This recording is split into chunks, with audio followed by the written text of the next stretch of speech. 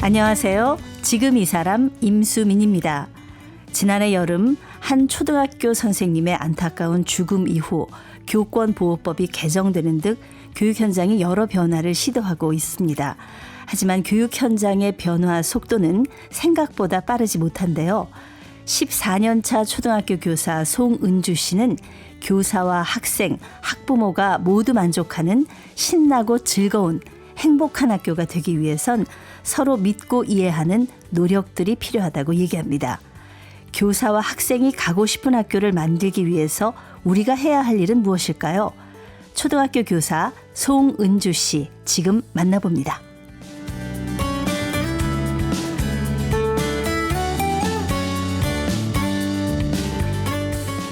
송은주 선생님 나오셨습니다. 안녕하세요. 안녕하세요. 네, 14년 차 초등학교 선생님이라고 제가 소개를 해드렸는데 굉장히 바쁘게 사는 분이시더라고요. 어떤 활동을 하시는지 좀 소개를 부탁드립니다.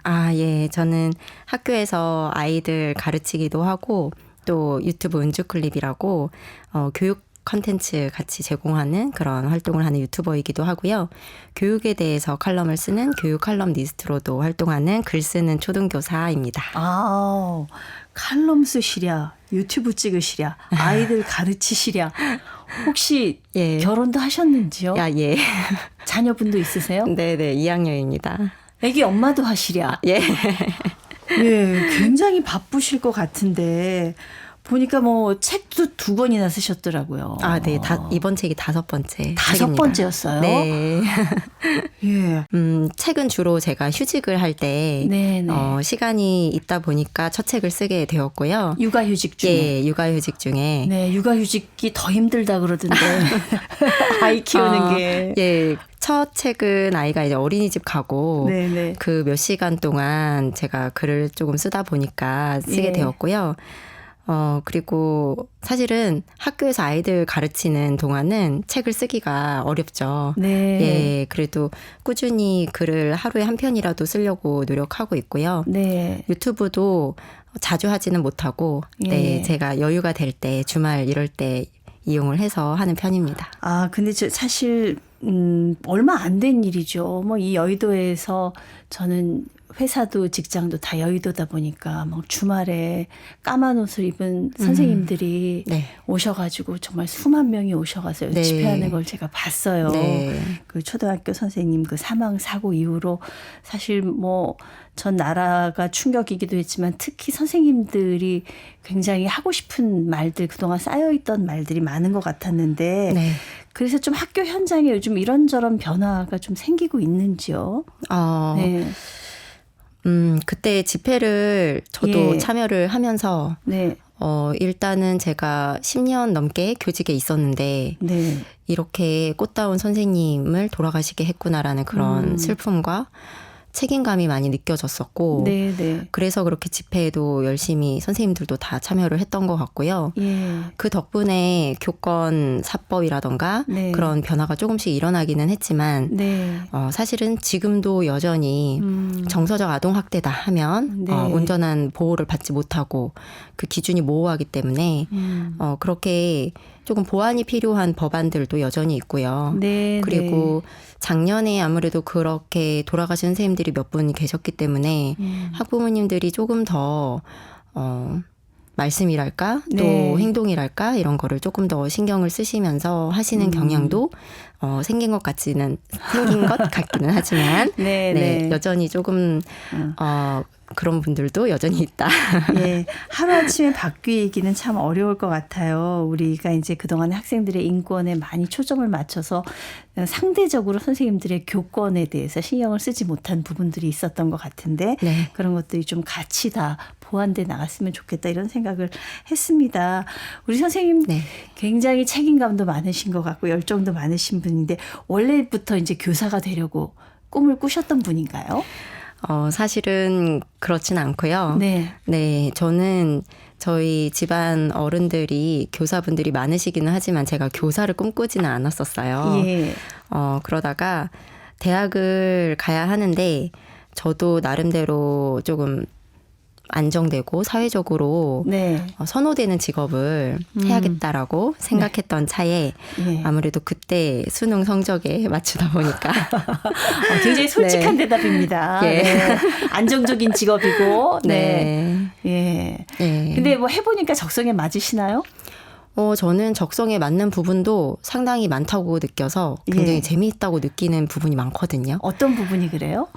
초등학교 같은 경우에는 선생님이 한 과목만 가르치는 게 아니고 여러 과목을 가르치다 보니까 솔직히 저는 매일매일 오늘은 이 과목이 있네 하면서 약간 기대되는 것도 있고 다양한 네. 과목을 하는 것도 재미있고요. 또 미술이나 음악 같은 데에 흥미가 있으신 분들은 그런 예체능을 같이 가르치시는 것도 네. 재미있기 때문에 저도 아이들하고 글도 쓰고 그림도 그리고 예. 또 밖에서 날씨 좋은 날은 네. 나가서 또 시도 쓰고 이런 것을 좋아하다 보니까 적성에 맞는 것 같아요. 예. 네, 그래서 아이들하고 재밌게 즐겁게 네. 수업을 합니다. 이제 14년 이제 초등학교 선생님이 되신 지 14년 되셨는데 예. 교사로 지내보니까 힘든 일도 많으시죠. 그렇죠. 예, 현장에서 어떤 것들이 가장 좀 고민이 되는 부분이 있으신지요? 아무래도 워낙 많은 친구들이 다양한 아이들이 한 반에 있다 보니까 또 그 아이들의 부모님들도 같이 다 관계가 있다 보니까 사람 관계에서 오는 그런 작거나 큰 그런 관계의 문제들이 가장 조금 어려울 수 있는 그런 문제인 것 같고요. 네네. 특히 조금 학부모님께서 협조적이지 않으시거나 네. 또는 어떤 이유로 뭔가 학교와 면밀하게 협력이 되지 않는 경우에는 교사로서 정말로 어려울 때가 있죠. 네. 네. 학생이 힘든가요? 학부모가 힘든가요? 아무래도 교사 입장에서는 학생들보다는 학부모님이 더 어렵지 않은가. 네. 네. 그러실 것 같아서 여쭤봤어요. 네. 이 교사로서의 고민을 담아서 책을 내셨더라고요. 네. 나는 87년생 초등교사입니다. 예. 이 책에서는 무슨 얘기를 하려고 하셨어요?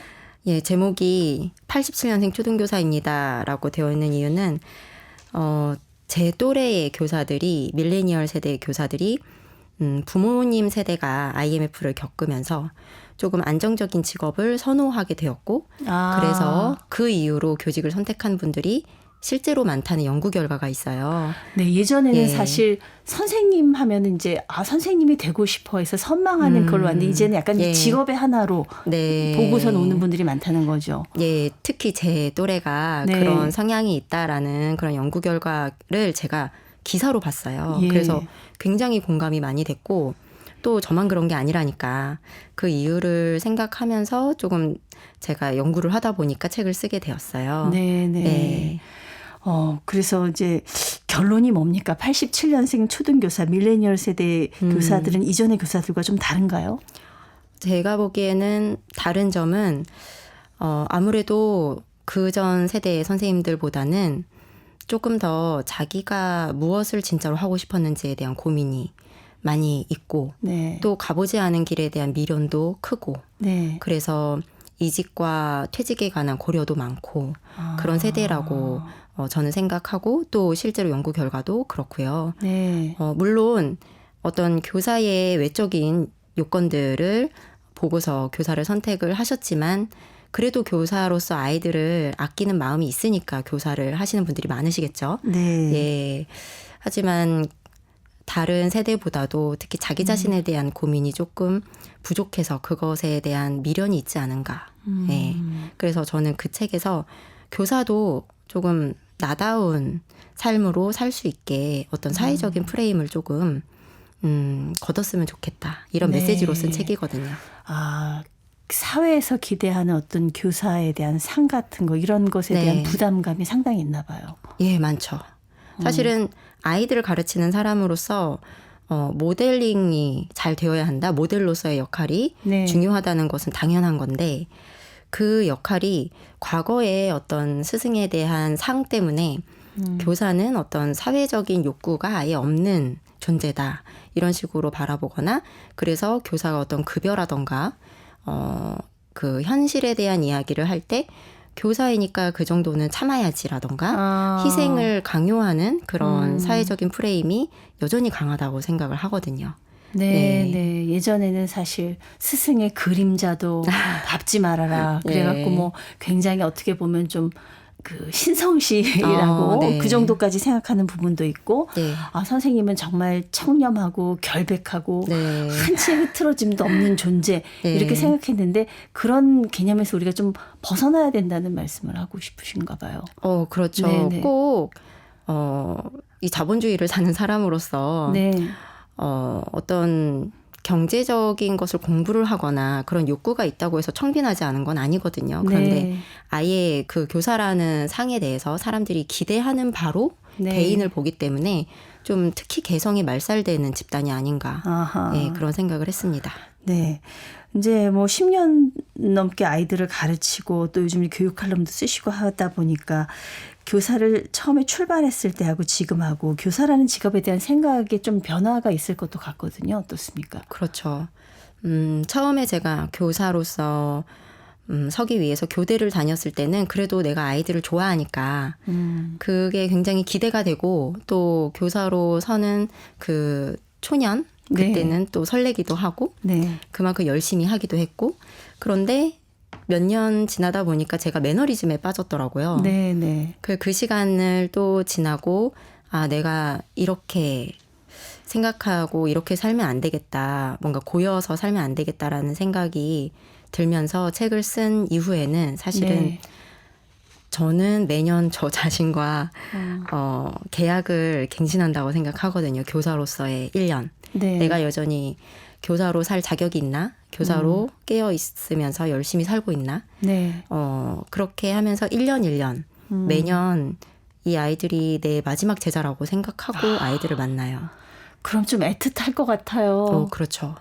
많이 애틋하죠. 그래서 한 해 한 해 좀 소중한 것도 있고 특히 올해는 제가 6학년을 만나고 싶었던 것도 이 아이들을 졸업을 같이 하면서 뭔가 또 그동안 몇 년 동안 느껴보지 못한 어떤 그런 감정을 아이들과 또 느껴보고 싶다. 그런 것도 있었어요. 이런 이제 학교에 대한 고민, 생각을 담으셔서 최근에 또 책을 쓰셨어요. 다시 일어서는 교실이라는 책을 쓰셨는데 이 다시 일어서는이라고 쓴 걸 보니까는 지금 좀 무너져 있다, 넘어져 있다, 뭐 이런 것 같아요. 이렇게 느끼시는 거죠? 네, 그렇죠. 그리고 제가 이 책을 쓰면서 도대체 공교육이 어디부터 잘못됐을까 이렇게 추적을 하듯이 공부를 하다 보니까 사실은 공교육은 그렇게 튼튼했던 적이 없었던 것 같아요. 그래서 튼튼했던 게 무너졌다기보다는 아예 기반이 탄탄하지 않았고 그래서 우리가 지금부터라도 기반을 다시 세워서 다시 일어나야 되지 않을까.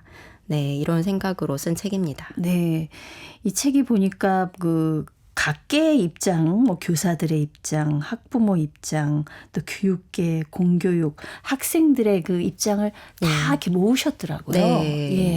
모아보니 어떻든가요? 그 얘기를 좀 전해주시죠. 제가 처음에 책의 내용을 이런 책을 쓰고 싶다라고 생각을 했을 때는 솔직히 교사를 하는 사람으로서 답답하거나 도대체 이거 왜 이러지? 이 사람들은 왜 이러지? 이렇게 의문이 났던 것들을 생각했었어요. 그걸 해결하고 싶었는데 실제로 그 각계의 많은 분들을 만나보니까 이분들의 입장에서는 충분히 이럴 수 있구나라는 것을 공감을 하게 됐고 저의 어떤 편협했던 생각이 많이 깨진 부분이 있고 예를 들면 장학사에 대해서도 교육청에서 장학사 하시는 분들은 왜 이렇게 대응을 하지? 뭐 이렇게 교사로서 느낄 때가 많았는데 실제로 장학사 몇 분을 인터뷰를 하다 보니까 장학사분들은 나름대로 엄청 열심히 하고 너무너무 노고가 많고 이거 과로사 안 하면 다행이다 할 정도로 그러는데 왜 학교 현장에서는 이렇게 답답할까? 이렇게 그분들의 입장을 조금 더 생각하면서 교육 현상을 바라보게 된 게 있는 것 같아요. 어디에서 어긋나기 시작하는 겁니까? 저는 가장 큰 문제는 교육부와 정부가 지금만이 아니고 과거에도 좀 상명하달식의 지시적인 문화가 바탕으로 해서 네. 학생을 중심으로 두었다기보다는 네. 그때그때의 그 정부의 어떤 선택을 위해서 교육 정책을 했던 것이 가장 문제가 크지 않았나. 네. 결국엔 학생 중심이 아니었다. 이것이 가장 문제의 시발점이 된 것 같아요. 이해가 될 것도 같고 안 되는 것 같기도 해서 네. 어떤 부분이 그런지. 예를 네. 들면 네. 대학 입시 정책이 조금씩 바뀌는데 대학 입시 정책도 아이들을 위해서 수능이 어떻게 개편이 되는 것이 좋으냐 또는 수능을 강화해야 되느냐 학종을 강화해야 되느냐 이런 것도 조금씩 정책이 바뀌는데 네. 그럴 때 정말로 아이들의 입장을 생각하기보다는 사회 유명 인사가 어떤 입시 비리가 터졌다던가 그러면 학종 때문에 그 비리가 터지면 그거를 수습하기 위해서 수능을 갑자기 더 네. 정시를 늘리겠다. 네. 이런 식으로 선택을 하는 거죠. 네. 그러면 정말로 아이들을 위한 고려를 했다기보다는 정부가 어떤 정치적인 이유 때문에 선택을 하는 경우가 있다고 교육 현장에서는 느껴지죠. 그러니까 어떤 일관된 철학이 있다기보다는 네. 그때그때 문제가 터지면은 네. 그걸 어떻게 수습하기 위한 네. 그런 방식으로 네. 교육 정책이 수립이 되고 맞습니다. 그런 것들이 위에서 아래로 그냥 하달이 되니까 네. 거기에서 문제가 비롯된다. 이렇게 생각을 하시는 거군요. 송은주 선생님은. 네. 예, 중간중간에 우리 학생들의 인터뷰가 있더라고요. 예. 우리 학생들이 학교와 선생님에 대해서 어떻게 생각하는지가 궁금하네요. 네. 저도 학생 인터뷰가 사실은 이 다시 일어서는 교실에서 가장 아끼는 부분인데 아이들의 이야기를 직접 담은 책이 사실은 많지는 않다고 생각해요. 교육을 이야기하는데 아이들의 목소리를 직접 듣는다는 것은 저에게는 굉장히 중요한 일이었거든요. 아이들에게 학교와 선생님에 대해서 솔직하게 물어봤을 때 저는 솔직히 말하면 우리나라의 이런 교육 상황에서는 학생들이 학교를 별로 안 좋아하거나 학교 그렇게 필요한지 모르겠다. 이렇게 얘기할 줄 알았거든요. 네. 그런데 초, 중, 고 그리고 공립학교든 대안학교든 아이들이 학교는 필요하다라고 공통적으로 이야기를 하더라고요. 네, 네. 그 이유가 아이들이 학교는 자기가 사회를 배우고 또 집에서 어떤 줌 수업이라던가 이런 걸로만은 배울 수 없는 것들을 배우기 때문에 학교가 필요하고 또 선생님에 대해서도 저는 인품이 좋은 선생님을 아이들이 가장 좋아하는 줄 알았거든요. 네. 그런데 그게 아니더라고요. 모든 학교급의 아이들이 잘 가르치는 선생님을 존경한다고 했어요. 그게 굉장히 저는 충격이었어요. 그렇네요. 네, 사실 교사가 잘 가르쳐야죠. 그런데 네. 인품이 더 중요할 거라고 생각을 했는데 물론 인품도 중요한데 아이들은 그 학교급에 따라서 초등학생은 초등학생의 언어로 고등학생은 고등학생의 언어로 결국에는 나에게 잘 가르쳐주는 선생님을 나는 신뢰하고 존경한다. 이렇게 이야기를 하더라고요. 사실 요즘 아이들은 학원이다, 사교육이다 이런 거를 너무 많이 받지 않습니까? 그렇죠. 네. 그러다 보니까 사실 이 학교라는 곳이 옛날에는 저희가 학교에서 이제 학습을 하는 곳이었는데 네.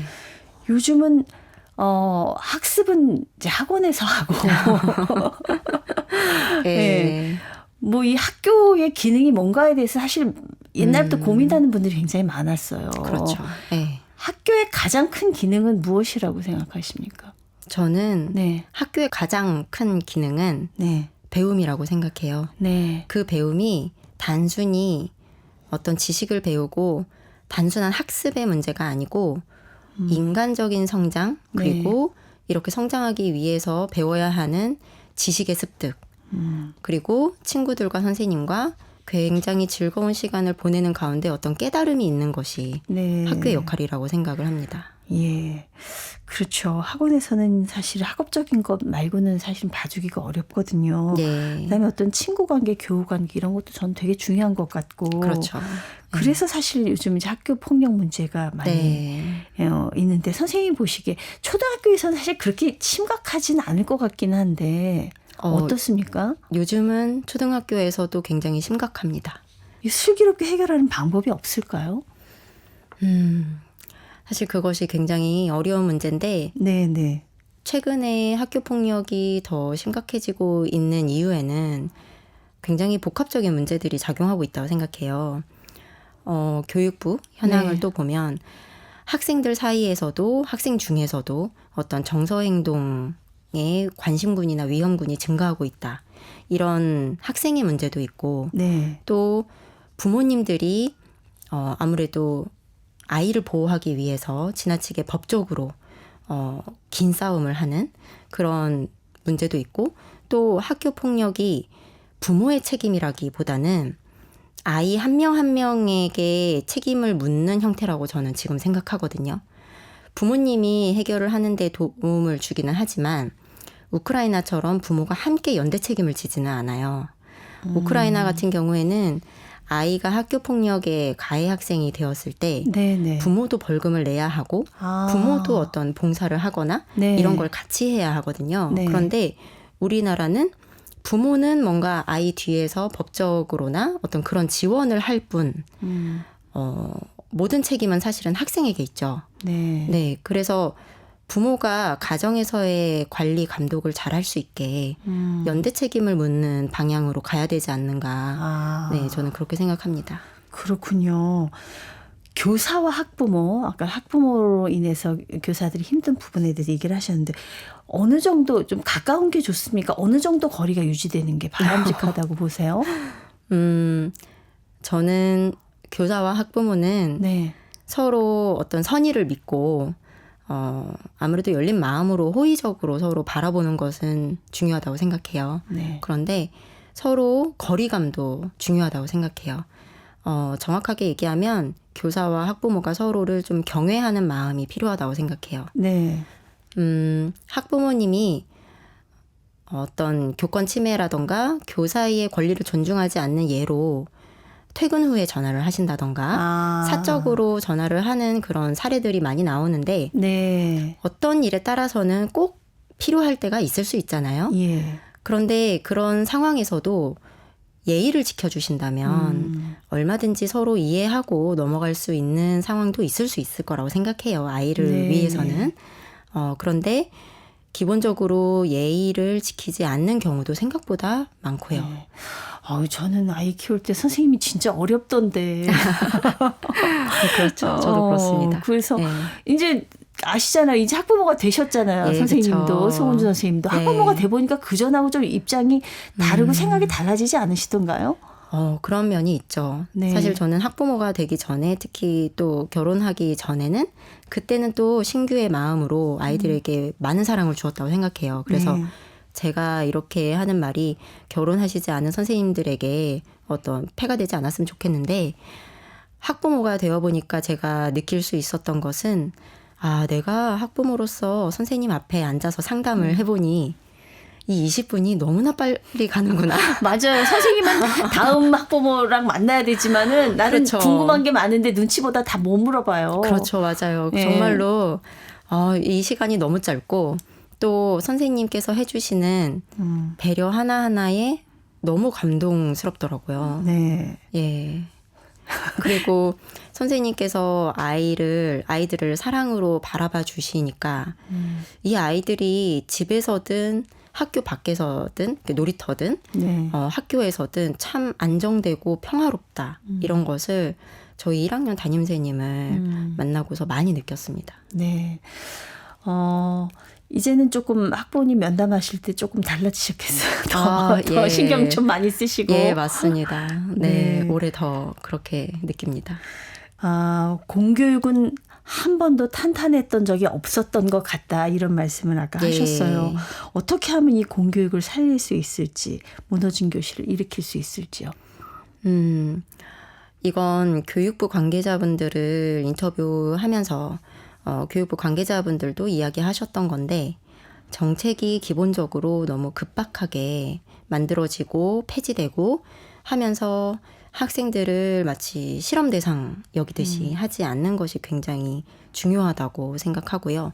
또 학부모님들이 사교육에 많이 의존을 하면서 수능 점수라던가 대입을 조금이라도 더 잘하려고 하는 이유는 학생들에게 학벌과 또 사회적으로 선호되는 직업을 갖게 하려고 하는 그런 게 많다고 생각하거든요. 네네. 그래서 사회적으로도 사실은 어떤 일을 해도 기본적으로 인간적으로 존엄하게 살 수 있다라는 그런 신뢰가 생길 수 있게 사회도 많이 변화를 해야 한다고 생각을 해요. 네, 네. 그렇게 사회가 변화하고 또 교육을 이끌어가는 헤드쿼터인 교육부의 기조가 같이 바뀌어야 안정적으로 학생 중심의 교육을 만들어갈 수 있지 않을까 이렇게 생각합니다. 네.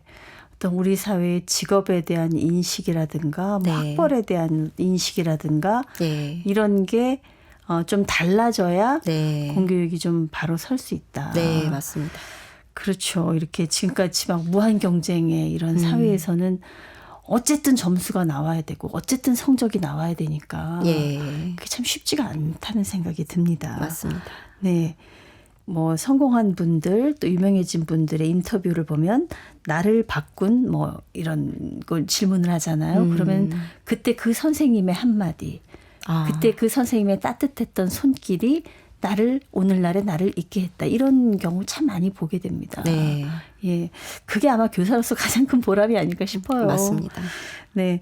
선생님으로서 학생들에게 이것만은 꼭 가르치고 싶은 것이 있다면요? 네. 저는 학생들이 자기답게 자기 삶을 사는 것을 꼭 강조하고 싶어요. 아이들이 자기가 원하는 것을 해도 주변에 피해를 주지 않고 또 누군가의 눈치를 보지 않고 자유롭게 네. 살았으면 좋겠어요. 네. 송은주 선생님 앞으로 교실이 다시 일어나게 하기 위해서 앞으로 어떤 노력을 하고 싶으신지 어떤 선생님이 되고 싶으신지요? 네. 저는 일단은 글 쓰는 일을 하는 사람으로서 제가 교육 현장에 있으면서 다른 글 쓰는 분들은 하실 수 없는 이야기를 하는 것이 중요하다고 생각하고요. 그 중에 하나가 이번 책처럼 쉽게 조명받지 못했던 분들의 이야기를 정직하게 나누는 것, 이것이 글 쓰는 교사로서 저의 역할이라고 생각하고 당연히 학교에서는 아이들에게는 선생님으로서이기도 하지만 먼저 산 인간으로서 삶을 잘 사는 모습을 보여주고 싶어요. 네, 우리 송은주 선생님 오늘 말씀 감사합니다. 감사합니다. 교사와 학생이 모두 가고 싶은 학교를 꿈꾸는 14년차 초등학교 교사 송은주 선생님이었습니다.